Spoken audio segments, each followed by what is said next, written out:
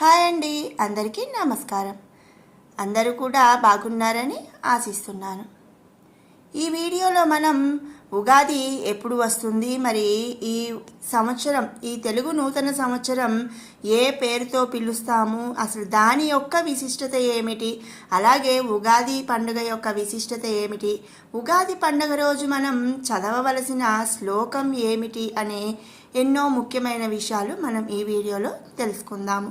అందరూ కూడా స్కిప్ చేయకుండా ఆఖరి వరకు చూడండి. అలాగే ఒక లైక్ బటన్ క్లిక్ చేయండి. మరి మన ఛానల్ని ఫస్ట్ టైం చూస్తున్న వాళ్ళు ఎవరైనా ఉంటే కనుక సబ్స్క్రైబ్ చేసుకోండి. అలాగే పక్కన ఉన్న బెల్ ఐకాన్ కూడా క్లిక్ చేయండి.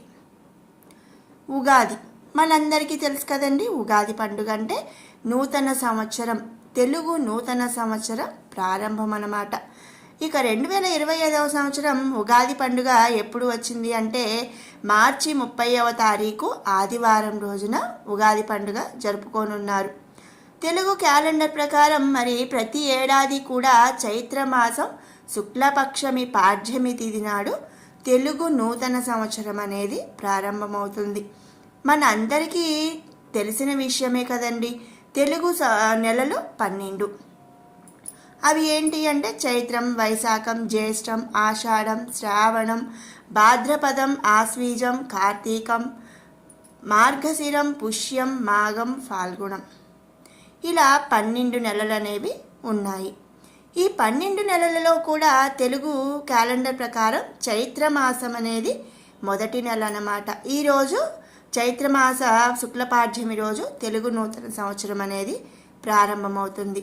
ఆ రోజున మనం ఉగాది పండుగని కూడా జరుపుకుంటూ ఉంటాము. అలాగే మరి ఇంగ్లీష్ క్యాలెండర్ ప్రకారం అయితే ప్రతి సంవత్సరం కూడా నార్మల్గా మరి ఇయర్ అనేది అంటే 2025, 2026 ఇట్లా సంవత్సరం అనేది మనం ఒక్కొక్క సంవత్సరం మారిపోతుంది. కానీ తెలుగు క్యాలెండర్ ప్రకారం ఏంటి అంటే 60 సంవత్సరాలు అనేవి ఉన్నాయి అన్నమాట. ఈ 60 సంవత్సరాలకి కూడా ఒక్కొక్క దానికి ఒక్కొక్క పేరుతో మనం పిలుచుకుంటూ ఉంటాము. మరి ఈ సంవత్సరం అంటే 2025వ సంవత్సరం వస్తున్న నూతన సంవత్సరంని ఏమని పిలుస్తున్నాము అంటే ఏ సంవత్సరం వస్తుంది అంటే శ్రీ విశ్వావసు నామ సంవత్సరం అని చెప్పి మనం చెప్తున్నాం. మన పెద్దవాళ్ళు పెట్టిన అంటే ప్రతిదానికి కూడా ఏదో ఒక అర్థం అనేది ఉంటుంది. ఈ 60 సంవత్సరాలకి కూడా ఒక్కొక్క నామానికి మరి అంటే ఒక్కొక్క పేరు కూడా ఒక్కొక్క విశిష్టత అనేది ఉంటుందన్నమాట. ఇక ఈ విశ్వావసు నామ సంవత్సరం అంటే దీని అర్థం ఏమిటి అంటే విశ్వానికి సంబంధించింది అని చెప్పి అర్థం అన్నమాట. ఈ కాలంలో ఆదాయం పుష్కలంగా లభించే అవకాశం ఎక్కువగా ఉంటుంది. ఈ కొత్త ఏడాదిలో అనేక మందికి శుభ ఫలితాలు కూడా రానున్నాయట.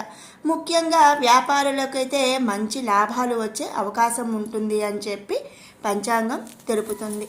ఇక మీ కుటుంబ జీవితంలోనూ కూడా సంతోషం అనేది బాగా ఉంటుంది అని చెప్పి చెప్తున్నారు. అంతేకాకుండా దేశాల మధ్య వైరం, యుద్ధ వాతావరణం నుంచి ఉపశమనం లభించే అవకాశం కూడా ఎక్కువగా ఉన్నాయని పండితులు పంచాంగం ప్రకారం చెబుతున్నారు. ఈ సందర్భంగా అంటే మరి మనకు తెలుసు కదండి, ప్రతి సంవత్సరం కూడా తెలుగు సంవత్సర ప్రారంభం రోజు ఉగాది పండుగని మనం జరుపుకుంటాము. అసలు ఈ ఉగాది పండుగ ఎలా వచ్చింది, దీని యొక్క అర్థం, ప్రాముఖ్యత ఏమిటి, ఈరోజు మనం ఏం చేయాలి అనేది ఇప్పుడు తెలుసుకుందాం. శాస్త్రాల ప్రకారం ఉగా అంటే నక్షత్ర గమనం లేదా జన్మ, ఆయుష్ అనే అర్థాలు కూడా ఉన్నాయి. వీటికి ఆది ఉగాది, ఉగా ప్లస్ ఆది అంటే నక్షత్ర గమనం అనేది ఈ రోజు నుంచి మరి మొదలవుతుంది అని చెప్పి అర్థం అన్నమాట. అంటే ఏంటంటే విశ్వంలోని జీవకోటి రాసుల ఆయుష్కు తొలి రోజు ఈ ఉగాది అని చెప్పి తెలుస్తుంది. ఇంకొక కథనం ప్రకారం ఏంటి అంటే యుగం, దీన్నే అంటే ఉగాది యుగాది అని కూడా అంటారండి. యుగ ప్లస్ ఆది, యుగం అంటే 2 లేదా జంట అని అర్థం.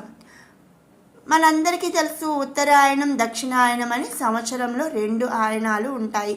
ఇవన్నీ కూడా మనం ఇంకొక వీడియోలో తెలుసుకుందామండి. ఎన్ని ఆయనాలు, మరి ఎన్ని ఋతువులు, ఇవన్నీ మనము ఇప్పుడు ఇంగ్లీష్ మీడియంలో ఏంటి అంటే ఈ తెలుగుకి సంబంధించి చాలా తక్కువగా మనం పిల్లలకైతే నేర్పిస్తున్నాము. కానీ మన పిల్లలందరికీ కూడా ముఖ్యంగా ఇవి నేర్పించాలండి. తెలుగు సంవత్సరం ప్రకారం 2 ఆయనాలు ఉంటాయి, అలాగే 6 ఋతువులు ఉంటాయి, 12 నెలలు ఉంటాయి. ఇవన్నీ కూడా మనం నేర్పించాలి. అలాగే వీటన్నిటిని మనం ఇంకొక వీడియోలో క్షుణ్ణంగా తెలుసుకుందాం. ఇక ఉత్తరాయణ దక్షిణాయన మధ్య సంయుతం యుగం అంటే సంవత్సరం. మనం ఇక్కడ సంవత్సరంగా మనం చెప్పుకుంటున్నాం.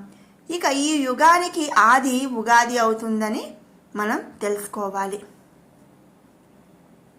ఈ ఉగాది రోజు నుంచి వసంత ఋతువు ప్రారంభమవుతుంది. ఇక పురాణాల ప్రకారం అయితే చైత్రమాస శుక్లపక్ష శుద్ధ పాడ్యమి తిథి నాడు అంటే ఈరోజు ఉగాది రోజున సృష్టి ప్రారంభమైనట్లు మనకి తెలుస్తుంది.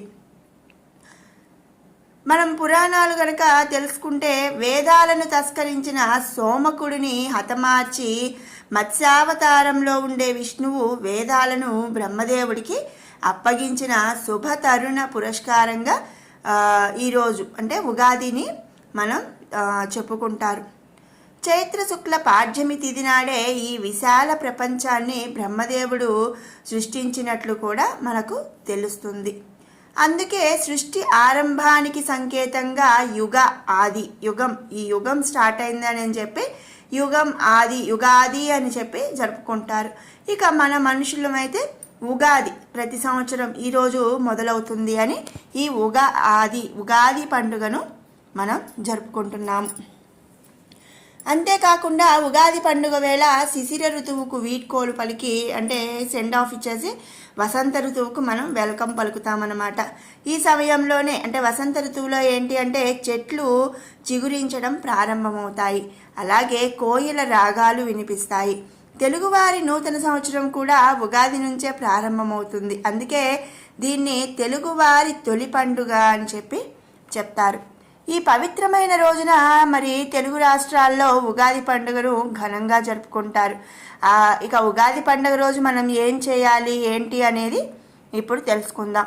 ఉదయాన్నే చక్కగా తలస్నానం చేసి ఇంటిని మామిడాకులతో అలంకరించి కొత్త బట్టలు ధరించి ఉగాది పచ్చడితో దినచర్య అనేది ప్రారంభం జరుగుతుంది. మనందరికీ కూడా ఉగాది అనగానే వెంటనే గుర్తొచ్చేది ఉగాది పచ్చడి.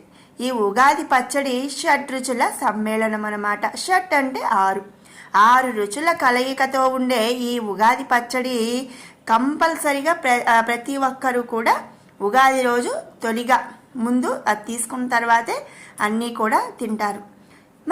ఈ ఉగాది పచ్చడి షడ్రుచులు అంటున్నాం.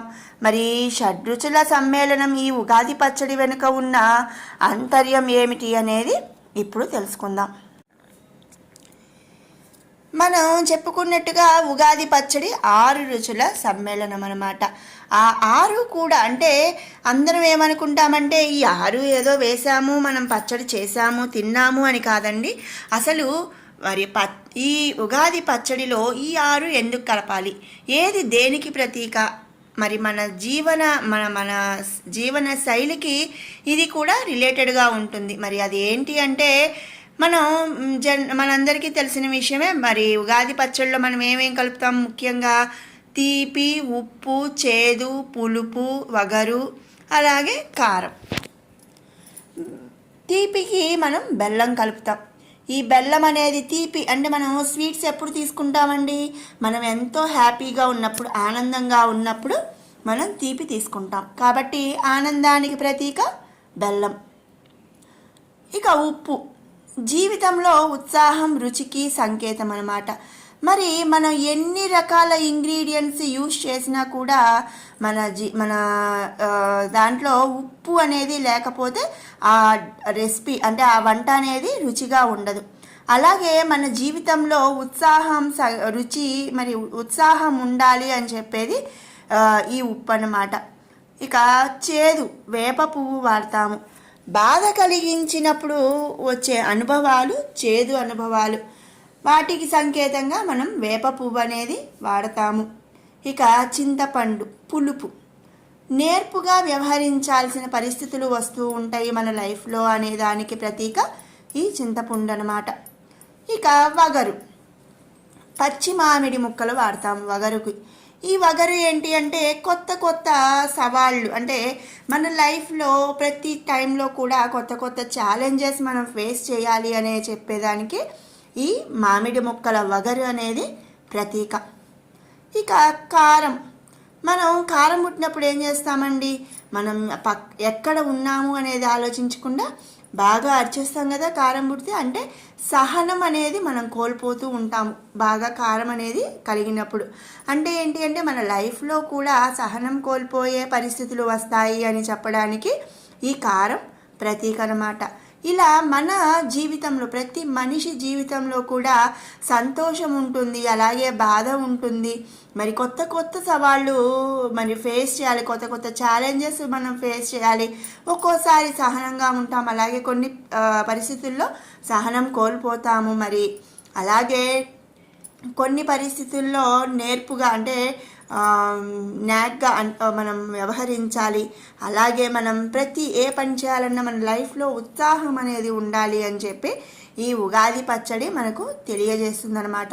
ఇలా మరి తెలుగువారి యొక్క నూతన సంవత్సర ప్రారంభం రోజు మన జీవితంలో అంటే రానున్న ఈ సంవత్సరం కూడా మన జీవితంలో ఈ అన్ని రకాల సమ్మేళనం అనేది ఉంటుంది అని తెలుసుకుంటూ మనం ఈ ఉగాది పచ్చడిని మనం తీసుకుంటామన్నమాట.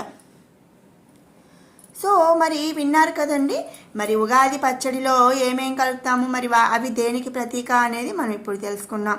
అంతేకాకుండా ఈ ఉగాది పచ్చడి తీసుకునేటప్పుడు ఒక శ్లోకాన్ని చదువుతూ మనం ఈ ఉగాది పచ్చడిని మనం ప్రసాదం అనేది తీసుకోవాలన్నమాట. అది ఏంటి అనేది ఇప్పుడు తెలుసుకుందాం. ఈ శ్లోకం నేను కింద డిస్క్రిప్షన్లో ఇస్తానండి. ఎవరైనా కావాలి అనుకుంటే చక్కగా డిస్క్రిప్షన్ ఓపెన్ చేసి అది చదువుకుంటూ ఈ పండగ పచ్చడి అనేది తీసుకోవాలండి.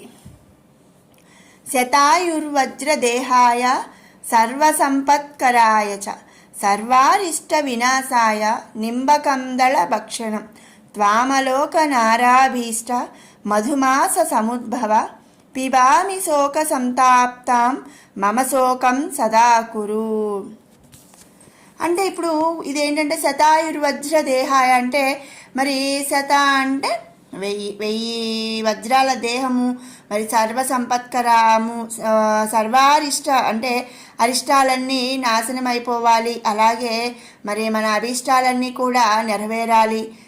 మధుమాస సముద్భవ, మధుమాసం వస్తుంది, ఇక శోకాలన్నీ కూడా మరి తొలగిపోవాలి అంటూ మరి ఈ శ్లోకం యొక్క అర్థం అన్నమాట. ఈ శ్లోకం చదువుకుంటూ మనం ఈ ఉగాది పచ్చడిని సేవించాలి. మరి విన్నారు కదండి, ఈ 2025వ సంవత్సరం నూతన సంవత్సరం ఏ పేరుతో పిలుస్తారు, అలాగే ఆ పేరులో యొక్క మరి విశిష్టత ఏమిటి, ఇక ఆ ఉగాది పచ్చడి మరి ఉగాది పండుగ యొక్క ప్రాముఖ్యత ఏమిటి, ఈ ఉగాది ఎందుకు జరుపుకుంటాము అనే ఎన్నో మంచి విషయాలు. మీకు ఈ వీడియో నచ్చినట్టయితే లైక్ చేయండి, షేర్ చేయండి, అలాగే మరిన్ని అప్డేట్స్ కోసం మన ఛానల్ని సబ్స్క్రైబ్ చేసుకోండి. Thanks for watching. మరో మంచి వీడియోతో మళ్ళీ కలుసుకుందాం.